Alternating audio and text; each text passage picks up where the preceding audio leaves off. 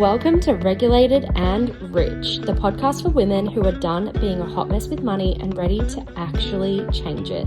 I'm your host, Kayla, a money coach who's been there, done that, and figured out what actually works. Nervous system first, identity second, wealthy third. Let's do this.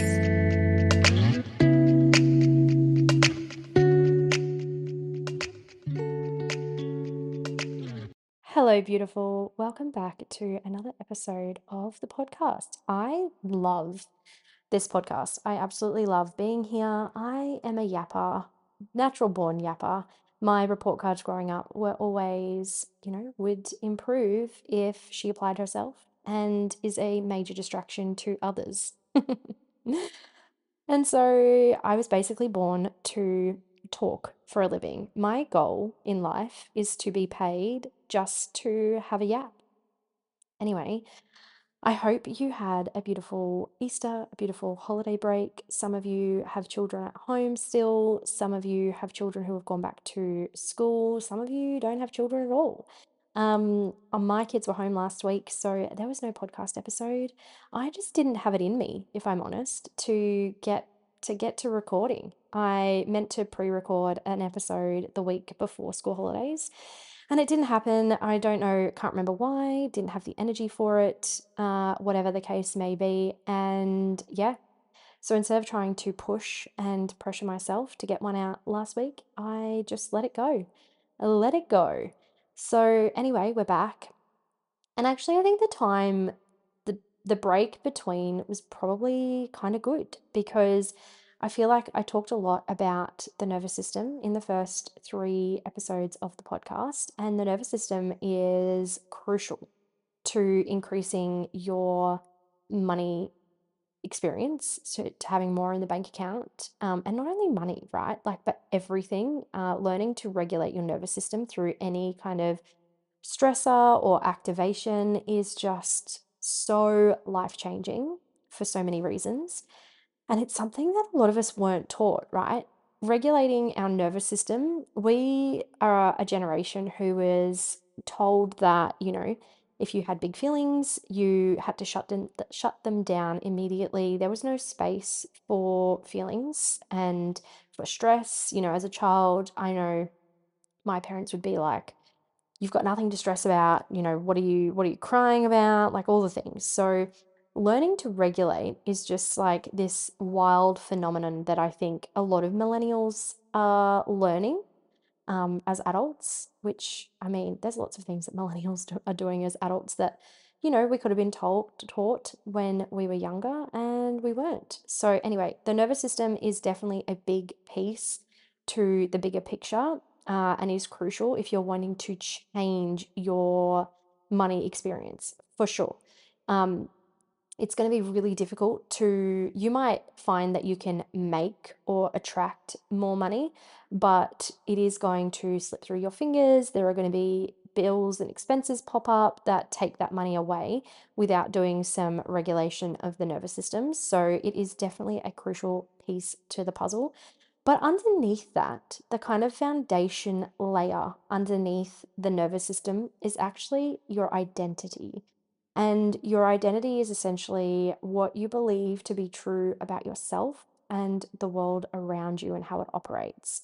And so they kind of need to work hand in hand in order to shift your experience, your reality, your 3D. And so today we're actually going to take a bit of a deep dive into identity. And this is the kind of two structures that I talk mostly about inside Regulated and Rich, my online group coaching program. So if this is resonating with you, the past few episodes, and you want to experience a different version of money and you want more, or you want to be able to hold more, save more, invest, all the things, then I definitely recommend checking out the program.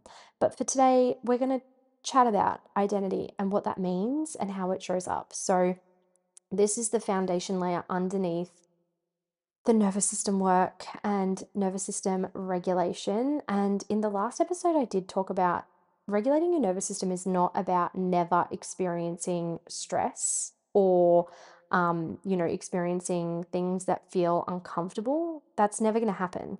So no matter what layer or level you get to, right? I know that when I went from our family, combined family income of like $6,000 a month to closer to $12,000 a month, I still had to work on regulating my nervous system. So it's not like you get to, and even when we get to like, got to like $20,000 a month, and beyond that, like when we got out of debt and we have no consumer debt anymore, there are still opportunities for my nervous system to have the alarm bells go off. And I am still regulating through lots of experiences with money, even though I teach and share about this, and even though we have, quadrupled our income and all the things. So I want that to be super clear too, that I don't believe that there is ever a point, and I say that as, someone who listens to multimillionaires who are also regulating to the next levels. Like, this work is ongoing, which is why it's part of the program, because it's not a one and done thing. It's like a process that you go through over and over and over and over again as you get to different levels of income and different levels of, business and visibility and all sorts of things, right? This is like not just a process for income and money, but life in general. And that actually is the segue into this episode about identity. I am not going to lean into the money side of things because I find that for some reason, money can be super activating for people. And I find it really comfortable to talk about money, but a lot of people don't. And it's also, there's a lot of like push and desire around money. And so it can be really hard to notice the patterns and see what's happening for you and how this all applies in through the lens of money, because we all want more, right? And a lot of the times it's for reasons that we're not even allowing ourselves to express.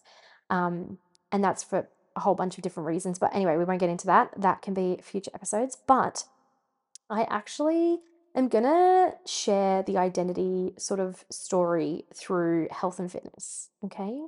So our our whole being is made up of different layers, okay? Kind of like an onion, or I don't know. I can't think of a different analogy right now. Let's go with the onion. So our whole way of being, there are different levels or layers to that. And so right at the, if you think about, let's take like a pyramid, okay? And just like the old like food pyramid or whatever before it was flipped, at the peak at the top is like our day-to-day behaviors, how we show up in the world, the things that we do and how we react, right? Like our habits and our behaviors. And a lot of the time our conscious brain is trying to create change in our life. So, when we do like our New Year's resolutions, or we just get to a point where we're like, fuck, I'm sick of the way I'm living. I need to change things up, or I want to be, fitter, healthier, stronger. I want to have more money. I want to find a soulmate, like whatever it is. A lot of the times we're making those decisions from our conscious brain. And without getting into too much like neuroscience and all the things, our conscious brain makes up 5% of our reality, and 95% of what we do, what we say, the way we behave, the things we think, the emotions we feel, all of that is run actually by our subconscious brain. And that is 95% of everything. So when we're trying to consciously create change, don't know if you heard that. That was my medication reminder for the Ritalin that I no longer take. Oh, fun fact, ADHD me. When I last saw my psychiatrist to get my updated prescription, he was like, "So, how's it going?" And I was like, "Yeah, I haven't really been taking my medication, like whatever." And he's like, "Why?" And I was like, well, a lot of the times I forget, to take it. And he's like, can you set a reminder on your phone? I'm like, yeah, I have one, and I still don't take it. It literally could be sitting on the desk next to me and my reminder will go off, and I could take it right then and there, but then I'll get distracted and then I won't take it. Anyway, talking about behaviors. So anyway, the 95% of our brain is running on the subconscious level. And so it's really tricky to change your everyday behaviors and habits from just that pinnacle point that is controlled by the 5% right conscious brain.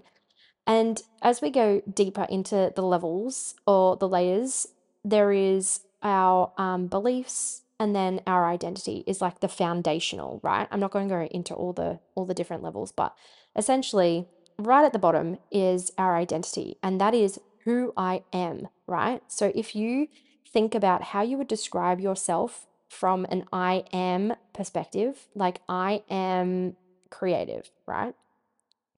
Then you're probably going to have behaviors, habits, and beliefs that align with a creative person. Now, the funny thing is, your identity actually is modeled off of the things you experienced and were taught as a child. Okay, so you created this perception of yourself from the age of 0 to 7. They say 0 to 11 now, I don't know, but 0 to 7, you're basically in a theta wave state, which is theta wave state is hypnotic. Okay, so every child you know between the age of 0 to 7 is formulating their beliefs about the world and themselves from their experiences, from what their parents and their loved ones tell them, from what other people tell them, from what they see in the media, from what they see from television, all the things, okay, what they hear in music, blah, blah, blah. All of those experiences form who we believe to be ourselves and what we believe about the world around us. Okay. So, I mean, this can be great, and it also it can work against what we actually want then as an adult. And I went to the gym this morning and then I had coffee with a girlfriend, and I was explaining to her I had a proud mum moment yesterday when my son, we were driving in the car from school and, we're doing our usual, how was your day? Blah, blah, blah. And my son said, Mum, I think I really want to write a story for the Young Authors Awards. And I was like, okay, that sounds cool. And he was like, yeah, I'm really excited. I have brilliant imagination. So I think it's going to be kind of easy for me to create a story that people want to read. And, he was then explaining kind of the formula of creating a nice story or an entertaining story that people want to pick up and read and blah, blah, blah. And I sort of tuned him out a little bit when he said, I have a brilliant imagination, because that is not something I ever would have thought as a child about myself. I didn't think many positive things about myself as a child because I grew up in a very critical household. And so I really sat with the fact that my 9-year-old could sit in comfortability claiming that he has a brilliant imagination. And like he does. He genuinely has this, he's got such a creative mind. He thinks of like he creates these games and things in his brain that are just like phenomenal. But my husband and I have cultivated in him this belief that he's super creative and his imagination is like next level. And so, hearing in his own words, him claiming that I am creative, right? That I have a brilliant imagination was just, I can't explain. I don't know. If you're a millennial breaking generational cycles, you might understand why that was such I had to really like pause and just reflect on how proud I am of him and how, I don't know, how much it means to me that he can just claim that and own it and just like think this really positive thing about himself. And it just is. He just is. Anyway, so your identity is anything you would describe yourself as in like an I am statement. So he did say I have a brilliant imagination, but I mean the reframe would be like I am creative or I am imaginative or whatever. It's those kinds of statements that sit at the identity level. Oh my gosh, sorry. So many notifications going I'm recording directly into my laptop. So I'm getting all the notifications. I've just muted them. So apologies for that. So I want you to think of this, and you can think about it in the sense of like money, or you can think about it in the health and wellness kind of example about to give. However it comes up is totally fine, and have a think about what sits at your identity level, because the thing is we can't regulate out of the current identity that we're operating from. So you need to do both of these things hand in hand to create a new experience. Okay, so you have to create this new identity and you have to cultivate that. as well as regulate through it. Because when we try and shift into a new identity, our nervous system is like, hang on, what the fuck is going on? And this isn't predictable and this isn't safe because it's new. And so you will experience more nervous system dysregulation once you start shifting your identity. Okay. And that's why I talk about both. Is because a lot of the times you're not going to experience anything different in terms of money, relationships, your body, health and wellness, business or jobs or anything like that, even like friendships, spirituality, nothing, if you don't create and step into a new identity. So the identity is the foundational level. And then because we are shifting into something new that is unpredictable, our nervous system is going to deem that unsafe. And so we will have, as you shift, these like activations in that we need to respond to and regulate through, and remembering that regulation isn't about not experiencing fight, flight, freeze or fawn. It's about sitting with that and creating safety and expanding that window of tolerance. Okay, so I want to talk about the identity piece, and I have a really good example for you guys. Now, I want to share that I have started so many fucking businesses over the years. From, I think my first like real kind of go at it was about 2018. I remember I was teaching and I thought, I don't want to really do this forever. And so I started creating teaching resources. So like activities that teachers could use in the classroom with their students. And look, if I'd have put my 150% into that, it probably would have taken off and I could have been done and dusted with that, I reckon. But, undiagnosed ADHD with two kids and a FIFO husband and, not the resilience to push through, it kind of fell by the wayside. So then I left that teaching job, and my partner was working fly in, fly out from a little town called Weipa in the very far north of Queensland. And my toddler and I moved over there to be with him. So sorry, I didn't have two kids in 2018. My daughter was born in 2019. So I had one child, and but still ADHD, undiagnosed ADHD, a FIFO partner, and the toddler, solo a lot of the time. It just was a shit show. Anyway, when we moved, I didn't get a teaching job. I, in fact, had no job. I was living the dream. And I decided to enroll in a health coaching course with the Institute of Integrative Nutrition. And that came from my son had a lot of issues as a young fella. We thought he had a gluten intolerance, he had a cow's protein intolerance. I was taking him to the chiro and all the things. And I discovered like essential oils and low tox living, and we were doing paleo and all sorts of shit. So I'd gotten into this kind of health space, if that makes sense. So anyway, I enrolled in health coaching. I graduated from IIN. I am a certified health coach. Have I ever used it? No.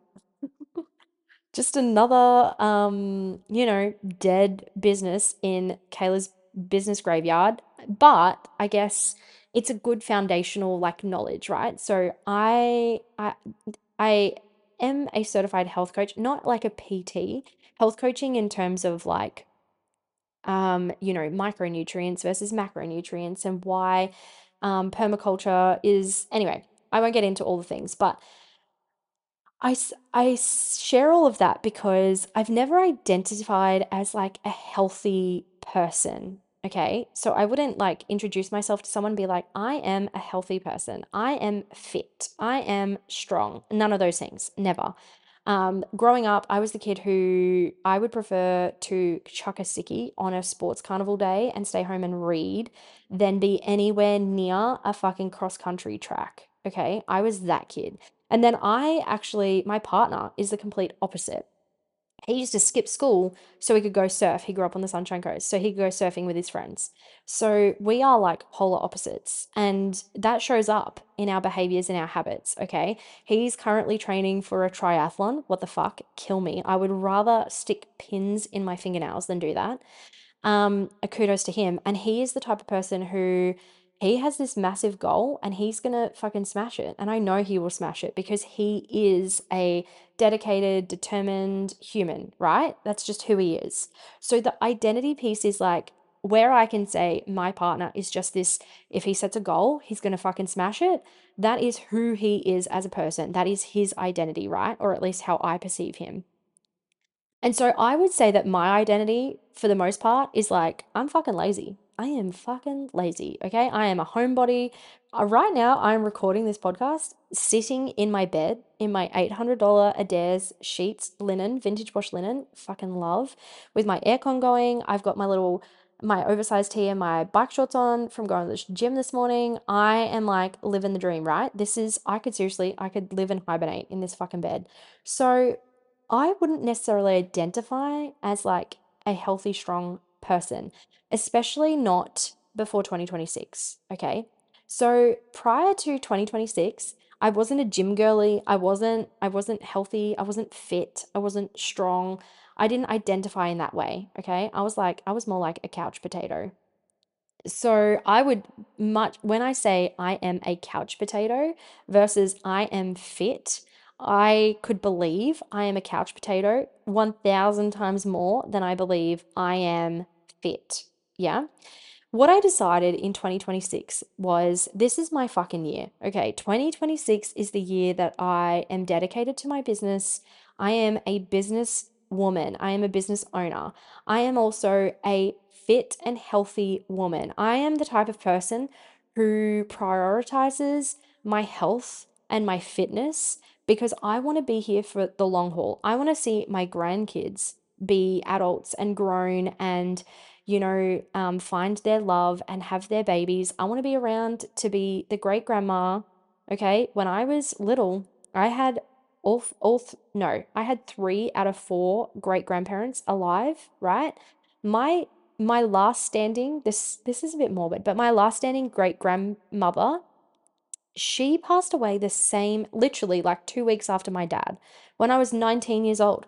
I had my great grandmother alive for all of my childhood until I was an adult. That is like, I don't know. I feel like that's unheard of. Anyway, I want to be her. And look, she was like, she never drove, she never smoked, and she never drank. So, like, will I be that? I don't know. I'm not sure. But that's the fucking goal, right? To be around, to live in this shit show of a life until my great grandbabies are grown. Okay. So I decided that I can't be a fucking couch potato and be around for the long haul, right? I'm getting creaky. I got knee issues, I got a shoulder issue. I'm like, what is this? I got hip issues. Like getting out of bed in the morning is like there are cracks and crink like all over the shop, okay?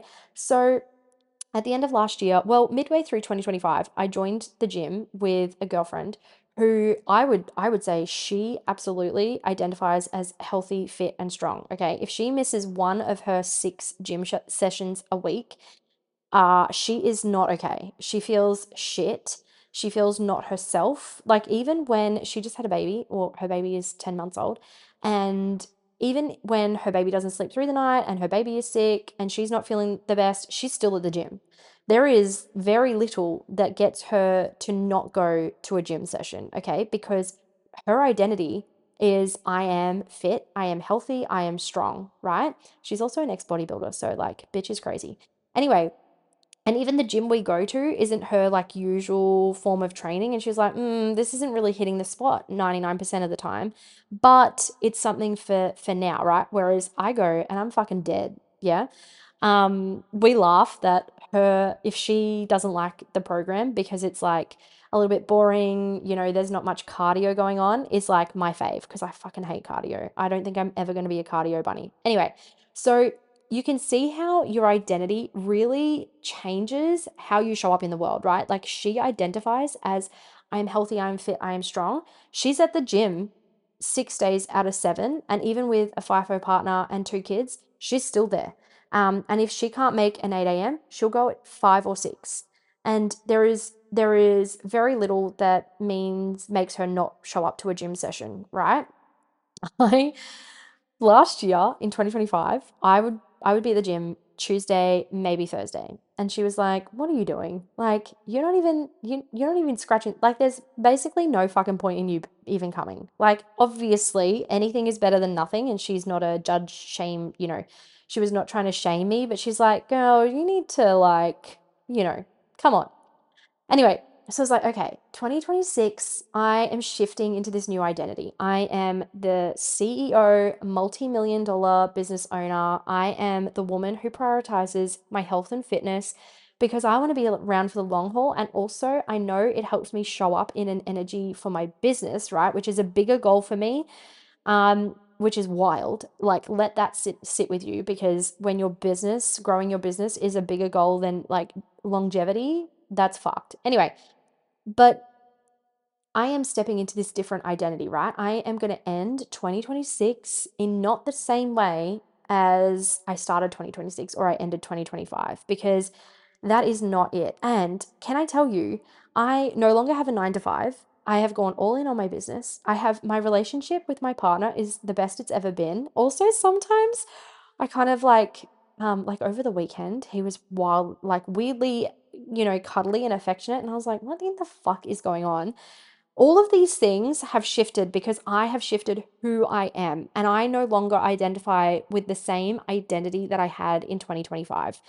And it's the same with my health and fitness this morning. Okay, I didn't go to the gym last week. It was school holidays. I was like, fuck that.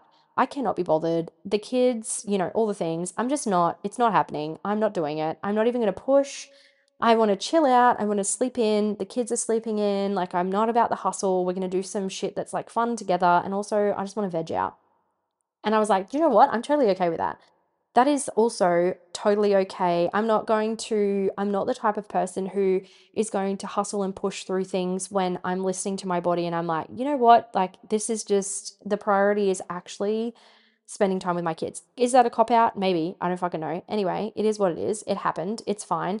So this morning was my first day back in the gym for a week and a half. And I can tell you the struggles mentally this morning were real. Like, I woke up and I was like, I really can't be fucked. Like, I've gotten to the point, when you're like, if you're a gym goer, when you've been out of it for like a week or two, it's fucking hard to get back into it. Like, you kind of there's this kind of threshold when you start going to the gym, it's real fucking hard, okay? And it's hard to be motivated because you're sore and it's hard and it's, whatever. And then after a few weeks, you're like, okay, this is cool. This is like my new routine. I've got it. Like, it's really not that bad. Your brain starts to go, yeah, like it's really not that bad. Um, and then if you skip a week or two, you get back into like, oh, this is shit. Okay.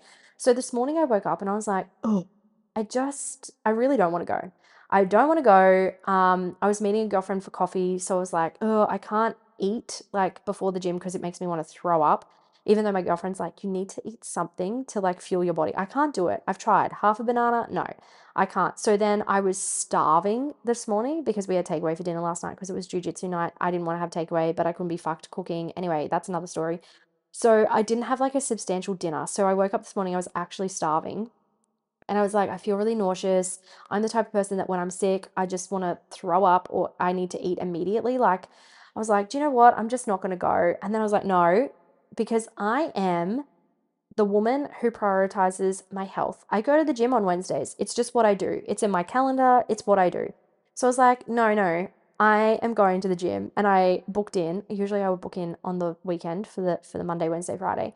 Anyway, I hadn't, and there was also my usual gym trainer is gone, and this chick who kind of fills in for her, she's so lovely. Like, I can't even tell you. She's actually so lovely, but she's also like such a fit person. And when like that can be really intimidating, right? So my usual trainer, she just knows I fucking whinge. I whinge. It's part of my like gym routine. If I'm not whinging, I'm not even, are you even there, And she also just lets me kind of do my own thing. She'll come over if my form's like messed up and correct it. And sometimes she'll give me like alternative exercises because I've got a shoulder injury at the moment, but usually she just leaves me to my own devices. And sometimes she'll look at me and be like, what are you doing? And I'm like, just let me be, okay? Just let it go. Don't worry about it. Go focus on the other people who are here who genuinely are going to, take the help and appreciate it. Anyway, so she's not a new trainer. I've actually, I met her when my daughter was a baby, so 6 years ago. And the first time at a different gym, a totally different gym, and when she came over to this gym that I'm currently at and was like doing a fill-in session, she was like, "Oh, I recognize you from this other gym," and I nearly died because I was like, "Oh my God, that's so embarrassing." Like, I just want to go and be inconspicuous. And, if I half-ass my workout, I don't want to be called out. My ex was a PT. I think I've got PTSD. I don't like the being yelled at. I don't like any of that. I'm like, you have to be gentle with me, or I'm like, I'm going to hide in my shell, right?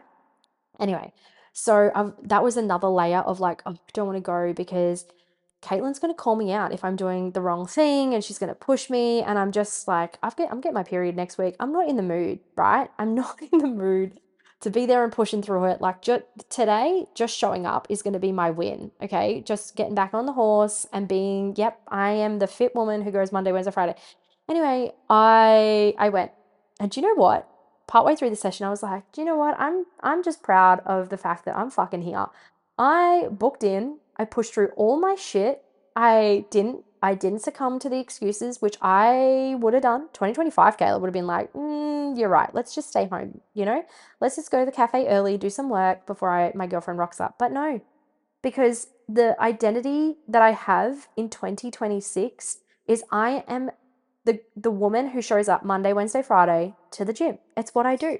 And it's not school holidays. So I don't have kids in tow. I can fucking get to the gym. So when you change the identity, the I am, the who you are underneath, that's when that's when everything above that changes. So it's got like, instead of having a top down effect, it's actually got a bottom up effect. And so what happens is usually people are trying to make changes from the top, and they're trying to make changes consciously, right? With like, I'm going to go to the gym and I'm going to go 3 days a week. And when you do that, all you're trying to do is, it's like when you're trying to, when you're trying to create a new habit or a new behavior, and it sticks for like 2 weeks, and then one thing happens and all falls apart and you don't do that thing again. That's what happens when you're trying to change from the conscious level, from 5% right at the top. You're trying to change just behaviors at a behavior level, just your habits at a habit level. And that's when you need motivation and determination. The people who are trying to do that, they're the ones who are commenting on Instagram, how do you stay motivated to do that? Well, because you're only using 5% of your brain, and it's the part that doesn't run the show. It's working against yourself, okay? And it's similar with your nervous system. When you're trying to push against your nervous system, all you're going to do is create more dysregulation and more unsafety. And that is going to end in a shit show, I can tell you from experience, okay? When you change the identity level, when you are working with the subconscious mind and the 95% of your brain and the 95% of your experience, it's so easy for your habits and your behaviors to change, okay? When you identify as fit and healthy, it's fucking normal to go to the gym 3 days a week, or 5 or 6, or whatever that means for you, okay? That's the other thing. The other like little caveat to this conversation is that there is no one size fits all. Your identity is whatever you perceive, right? It's kind of funny. It's like you kind of make your own rules, and then all you have to do is stick to them. So, an example is, for my girlfriend, a fit and healthy woman goes to the gym as much as she can, 6 days a week, sometimes 7, right? She pushes herself, she lifts heavier every week, she is doing all the things, okay? Whereas for me, a fit and healthy woman goes 3 days a week and prioritizes whole foods, protein where she can, okay? But there's no like shame and judgment around it, because I'm not about that life. Yeah. My girlfriend, who's going 6 days a week, also is calorie counting and, all the things. And kudos to her. She looks amazing. Love that for her. That is not a vibe for me at the moment. Will it be one day? Maybe, if I shift into that identity. But for right now, fit and healthy to me, the commitment I'm making, and the identity of fit and healthy is 3 days a week. And I'm totally okay with that. That is 100% in line with that identity. And you'll know what that looks like for you, right? So there's no one size fits all. It just it is what it is, what you set it to. And maybe next episode we'll go into like set points because I think that's a really interesting kind of concept and like not something I had thought of before, but definitely one I've seen in my own life and experienced more so around money than anything else. But the point is, when we shift our identity and who we are at an identity level, everything else is fucking easy. Everything else is way easier than trying to just create new habits and create change and then push and push and push. And then you feel like, why am I not motivated? Why do I not feel determined? Okay. It's the reason that some people can get out of bed at 5 a.m. and go for a fucking run for 10Ks without flinching, and other people find it really fucking hard and skip 59% of their sessions and half ass it. And it's not because one is better than the other, it's because they're operating from different identities.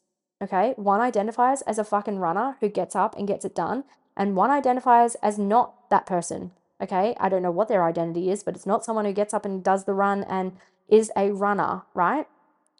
So, I hope this is helpful. I don't know if that hopefully that all made sense and I didn't go on too many tangents. This is the fun of being unmedicated ADHD is you never know what you're going to fucking get and what side tangents you'll go down.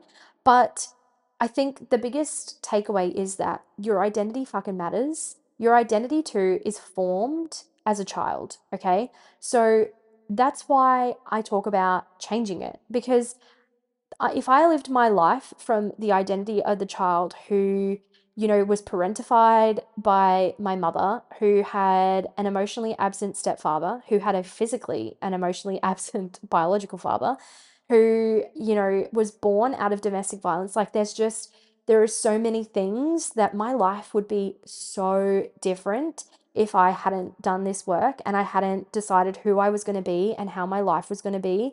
There are so many ways in which my life would be completely different. And it's one thing to acknowledge that, we've grown up in childhoods that maybe were not the best, or, we could have had access to more if we'd been parented differently, or whatever the case may be. But it's not your fault that those things happened, but it is your responsibility to live your fucking life the way you want to live it. Okay. So we don't sit in victimhood. There is no victimhood over here. If you want someone to, pat you on the back and be like, oh my God, this has happened to you and you're a victim of circumstance and all that shit, this is not the space for you because I am not allowing anyone in my space to be a victim. We are not victims of our circumstance. We are creators of our reality. And so you get to decide how your fucking life looks. And I want to help you get into a space where life looks real fucking good, okay? Because I have genuinely experienced some of the lowest lows. I won't share them because I don't trauma dump on the internet. I trauma dump to my friends, but I'm not going to do that on the internet. Um, and one of the lows was not being able to afford fucking groceries for my children and, having to afterpay groceries and all the things.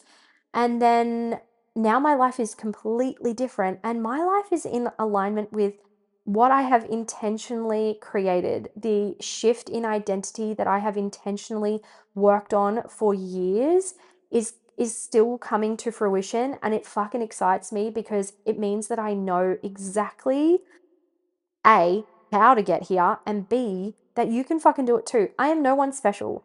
I was not born with, some like ability that you don't have. I am no different to anybody else on this planet. I don't have special skills or capabilities or any of that shit.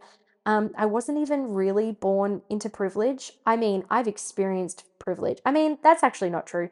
I definitely was born into privilege in a sense, but then there are things that, I have experienced even as a very young child that no children should experience. So I don't want this to come across as like I'm some guru sitting on a fucking pedestal who didn't have to put in the work. I remember I followed a coach once.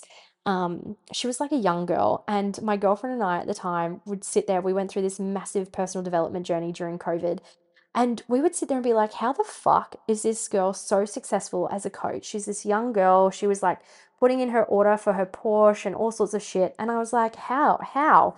And she outwardly said she didn't have any childhood trauma because her mum knew all about trauma and made it very intentional choices to never expose her to any of those things. Like, she was brought up in a household where she was taught that she was the creator of her own life. She was taught how to manifest. She was taught all the things as a child. And so she didn't have to do any heavy lifting as an adult. And that's just why she was so successful as this young woman. And I was like, far out. It was so eye-opening because it was also one of those experiences where I was sitting and listening to her like sold out masterclasses. And I was like, wait, some of the information she's sharing is not accurate. Like, my girlfriend and I was sitting there thinking, like, how does this person kind of know, not know less, because that sounds arrogant AF, but like hasn't experienced all the things that we thought we had to experience and didn't have all the qualifications that we thought we needed. This was just nervous system in protection mode, okay? Can I tell you? So this like idea that we had to know more and do more and be more, that was nervous system dysregulation 101. Our nervous system's in activation, keeping us safe and small. So that's all that was. She just had built greater capacity in her nervous system. She was like unapologetically like, if I'm wrong, I don't give a fuck. Like, I'm charging for this because it's worth this and blah blah blah. Like, mate, she had it sorted. Anyway, the point is, we are not victims to our circumstances. A lot of us have been through a lot of shit in our lives, and that is not your fault. And if you have experienced shit in your life, I'm sorry that has happened to you. I don't condone half the shit that goes on in people's lives, but it's also not okay to sit in victim. I mean, if you want to do that, you won't have even listened to this point of the podcast, so that's fine. But we are not victims because you, as an adult, get to choose how you show up, how you want your life to be, and you actually get to create it. And I can tell you that as someone who has created massive change in my life. I was separating from my partner 2 years ago, and now he is the most supportive. He is so supportive. He was like, quit your job, go all in on your business. What the fuck? A year ago, even 6 months ago, that was unheard of. He was like, no, you have to bring in a full-time income. What the fuck are you talking about? So I can tell you on so many levels that you can create your life because I have fucking done it. Okay? And I'm still doing it. Don't get it twisted. There is so much more to come, but I can absolutely show you the next steps, especially in the identity work. How to shift your identity is like a superpower, and I want to share it with you. Let me know if this episode hit for you, or whether, I don't know, whether it doesn't land, if it doesn't resonate. Like, I just think it's so powerful to know that you can change who you are. Like, you're not, your state, your being is not fixed. You are not the things that you have been told you are. I was told I was too much. I talk too much. I was too loud. My energy is too much. I'm over the top, all the things. And none of that is true. I was just not the right person for some people. Okay. Like, am I too much for some people? Sure. That's okay. That doesn't mean that I am too much. That just means we're not compatible and I'm not their vibe. Cool. That's totally fine. Anyway, I will stop going on rant. I don't even know how long this episode is. I hope that you have enjoyed it. Let me know if it landed, if it didn't land, and I hope to catch you in the next one. If you want to get inside Regulated and Rich, technically doors are closed, but send me a DM on Instagram and let me know if you want to be part of it, and I will get you there. I am so thankful and grateful for you. Thank you so much for being here, for listening, for sharing this space with me. I love and light to you all, and I will catch you in the next one. Bye.